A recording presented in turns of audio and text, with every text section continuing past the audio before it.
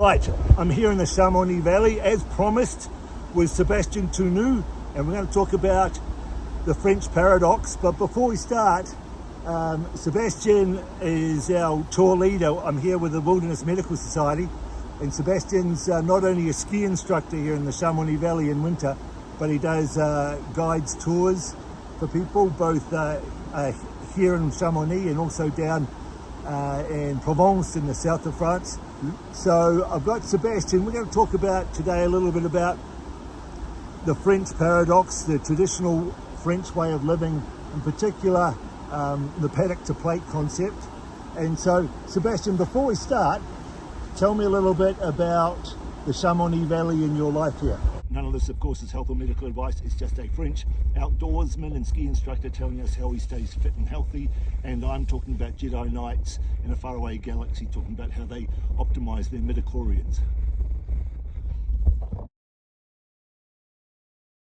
So you just mentioned that I was a ski instructor during the winter, and I guide people all summer into those beautiful mountains all around. So since I'm 20 years old, this is what I do as a pro, and I love it still, hopefully. So I spend my entire life being outdoor, being active, being moving, so skiing, hiking, climbing also. This is what I like to do, and I'm very glad. Once again, I'm with very nice people. So obviously sharing, being with people, telling them about this, that, and obviously sometimes telling about food, what we eat, about our traditions and culture. I love to share my life, what I am and where I am. And tell us a little about the history of this valley where we are, because I think Australians and New Zealanders know a lot about France and we've heard of Chamonix, but I suppose we just associate it with skiing. But the history is a lot more.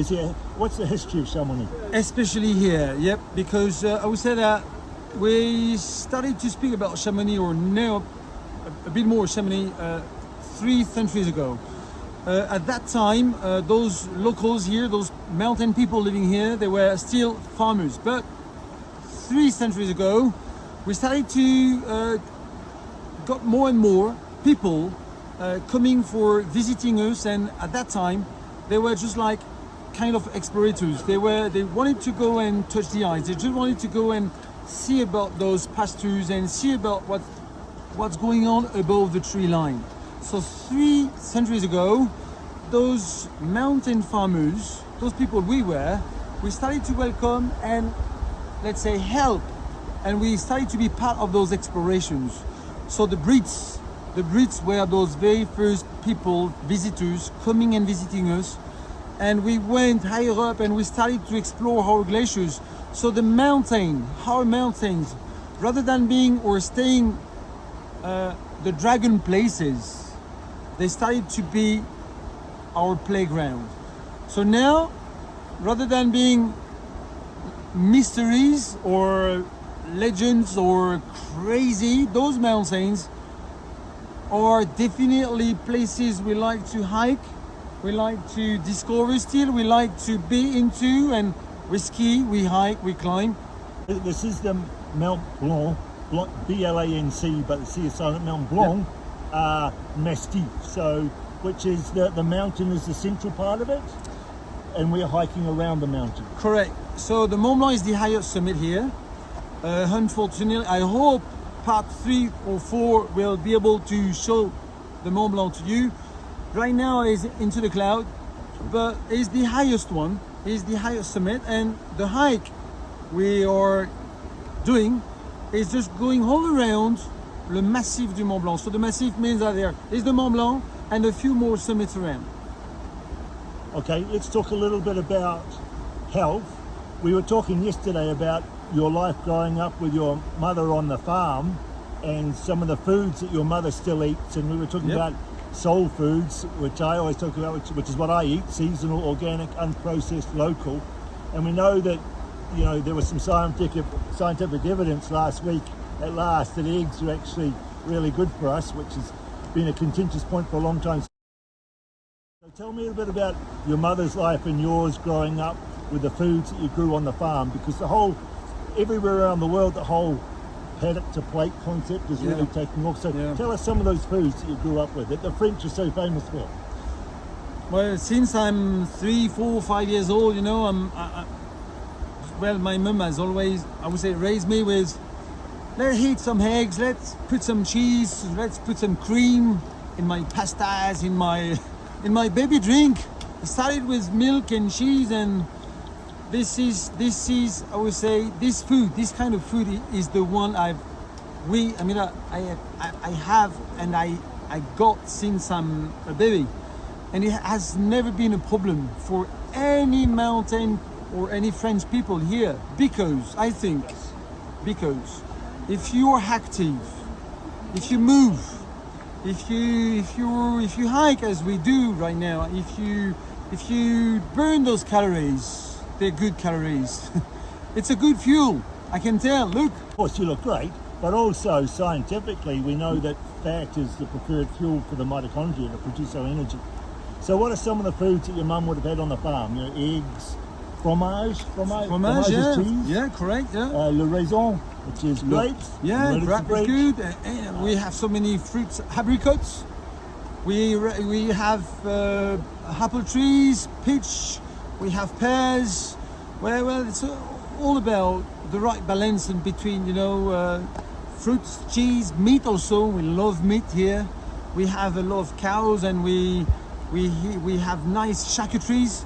Although they will be obviously organic grass-fed cows. Of course. There's not the grass around here in the Chamonix Valley. Oh, yeah. So what was your mum, when you were younger, kind of producing at home? She obviously had eggs. We had a garden, and she's still doing his little, you know, she's doing her garden, so we have a lot of green stuff. I don't have all those names, but every day we're just having local organic products, and we just cultivate them. I mean, we work on that, and we make sure that we eat good stuff. And the eggs and like the cheese is part of that. It's not a problem. Once again, the time we eat well, good stuff, organic stuff, and you're active. And one of the benefits of eating locally is that you're what I call yoking it with the circadian rhythm. Like we know that in summer, when the daylight hours are longer, you've got higher levels of insulin, and therefore you can tolerate more carbohydrates, because you know you can't eat a banana in Charmonix in winter because there's no bananas in Chamonix in winter. Yeah. So you eat apricots, seasonal foods, because you're then yoking, of course, the food and the carbohydrate intake with the circadian rhythm and the rhythms of your body with the insulin intake. So she had a lot of eggs, you had a lot of local fruits, vegetables they produced. And that's quite funny, Greg, because what I can tell is summer we like green. I'm very good to go with green stuff, and I eat some meat and some cheese, obviously. But October, November, the weather, the climate is changing a bit here. You know, the snow is just coming, so the days are a bit shorter, and the days are colder. So at that time, precise October, November, we like to go with even more cream, even more cheese. I can feel it's like my body is asking for that, because we're a bit like all those marmots and animals living here. When winter comes, you have to prepare and get the right calories. So your body is asking for even more fat. So the cream is part of that. The butter, the cheese, once again, those fatty, you know, creamy stuff, but we like, the body is asking for that.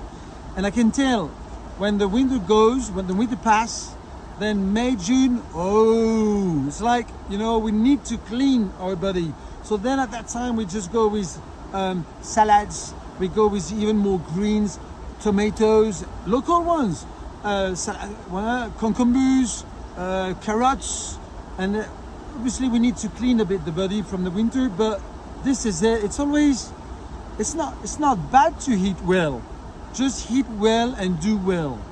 And you do that automatically because you're yoking the food with the seasons, which is yoking with the circadian rhythm of the body. Because the circadian rhythm changes obviously with how much light you're exposed to. All right, good. Let's talk a little bit about, obviously you spend most of your life outdoors, and the most of your exercise, you're incredibly fit.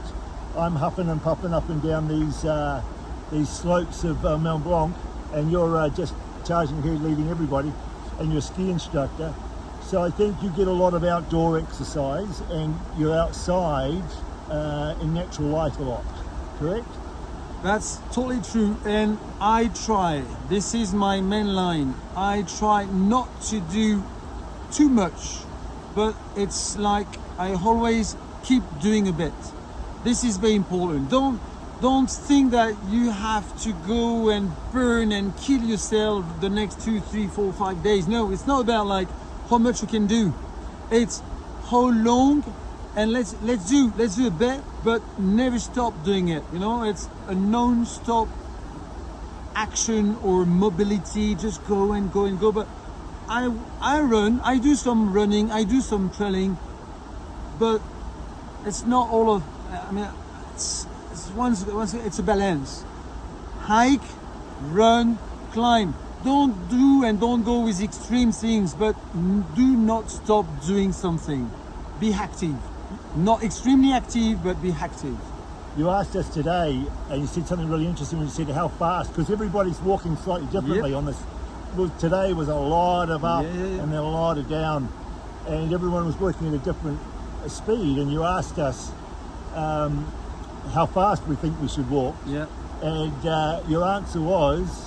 Most important is to go your own pace and to make this time yours. Enjoy the place and the moment, the place you are and this moment right now. That's very important, to be connected with yourself and with your environment. This is so important. Too many people, we follow these people, so they're going fast, so I have to go fast. No, I can go my own speed, and this is my speed. Because, and then if I need to stop here, or if I need to enjoy this view there, or if I need to take off a place, or this is your time, and I feel this, I do this. This is very important, to be connected with your moment, with yourself. That's essential. And you said, go as hard as you like, but stay out of the red zone. What did you mean by that? Yep, the green zone means like you're comfortable, you know, when you hike, especially when you hike. Sometimes you could feel like, oh, I need to breathe, or it's getting harder, I can't really breathe, or my legs are a bit burning, or I feel this, feel that, right? This is getting into the range, and this is, if you carry on, you go into the red zone. Red zone means that like, you're just knackered, you're just gonna kill yourself, or hurt yourself, or finally get too tired. No, we have to minimize, we have to save, we have to manage our own skills or abilities. It's a long, by the way, the Tour du Mont Blanc is a 9 days trip. It's a multi-days trip. So we have to be careful with how much we do and how much we give per day. Try to save energy, save your energy for the next days. And listen to you. You and I were talking about the F1 movie with Brad Pitt. And I was talking about, which you haven't seen yet, which you're going to go and see. Yeah. We're talking about the flow state, because I write a lot about the flow state, which is very different to the red zone. The red zone is the complete opposite. The red zone is where your adrenaline's really high, your cortisol's very high, you're very stressed. The flow state is the opposite. You're getting incredible results, but without any effort. It's like, as they say in the F1 movie, time stops. And a lot of the work I do now is about meditation in particular, and trying to access the flow state, which is where time stops and everything becomes really easy. And I think that spending time in these mountains is very easy to get into the flow state, because you're surrounded by such natural beauty. And you can hear the sound of the river, or we had a few birds, and I guess that, you know, Greg, it goes with the idea that being connected I think this is very important too. Sometimes, you know, just being able to listen yourself, your inside, your own inside, and what's going on around. So connected to your environment, but also, as I talked about in, you know, the Sweaty Gorilla first video, with the sauna, was the connection with other people. Absolutely. Because, you know, one of the benefits of the traditional health practices have always been, you know, that when you're in the sauna, naked in the sauna with everybody, then you know, it's very easy to communicate much Yeah. better because there's no hierarchy or anything like that. So not only in connection with the environment, but connection with people is so important. And I think that's a lot of the problem with the world now. Everybody's sitting in front of their computers, looking at Instagram, and not having this connection. Absolument. And I think the human population's really missing that connection with each other and connection with the environment. That'll be funny because in a couple of days we'll be into a place where there's not much Wi-Fi, and there's a little a sign. There's something about that. When you enter the building, there's something which is written on the wall, and it says, "Here, there is no Wi-Fi. You need to talk to the stranger here. You need to talk to all the people around. There's no Wi-Fi. You're gonna talk." This is even better, but we just, unfortunately, the world in the one which is live is running, is pushing us into places or situations and moments where we should not go, or we forget about basics, and this connection, this being with Greg is cool. This is the right connection. This is real. He's a real good man. This is important. Thank you, Sebastian. All right, let's we'll take a we're going to get started on our hike again, but hopefully before this 9-day trek destroying my quadriceps muscles finishes, we're going to go at part 3 or part 4 with Sebastian of the Sweaty Gorilla series. Once again, Sebastian, thank you so much for your time and your expertise. It's been a great trip so far. Looking forward to the rest of the 7 days with you. I'm at the Bonhomme saddle in Mont Blanc. I've been huffing and puffing a little bit because we're at 8,000 feet.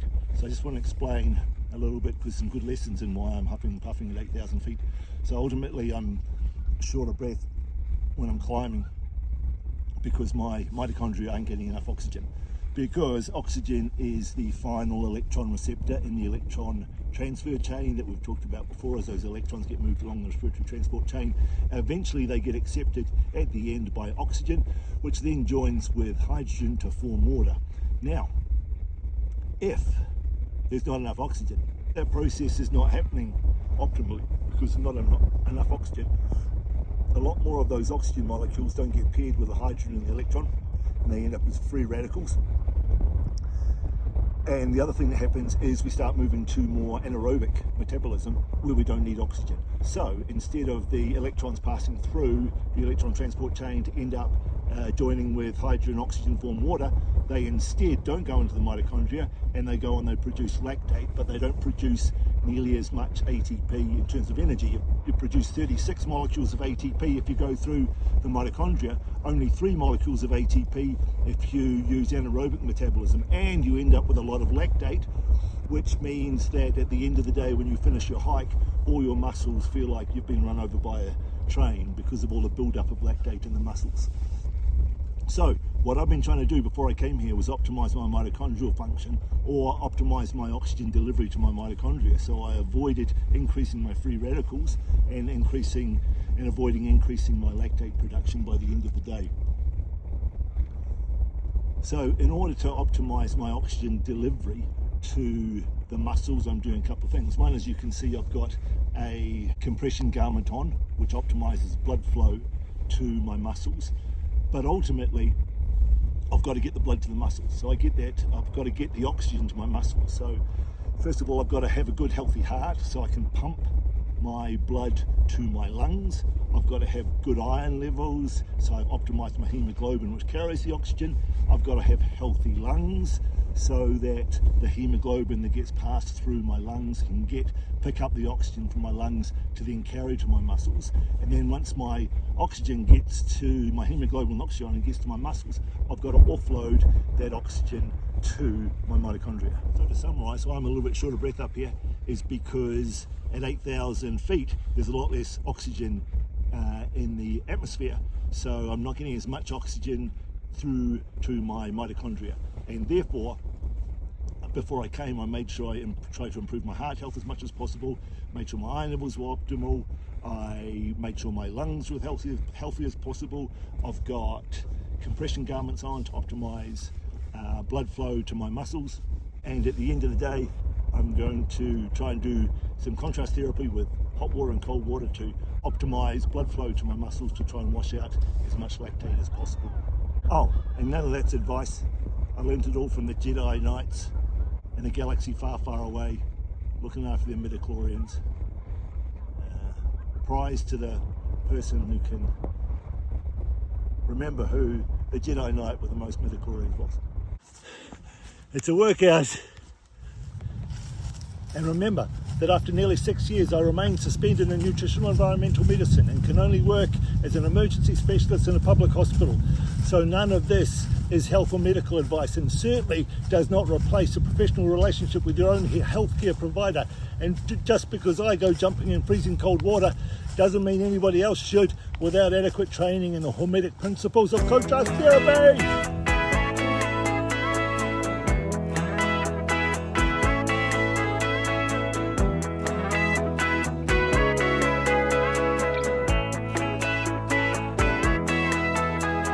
Let's take a holiday.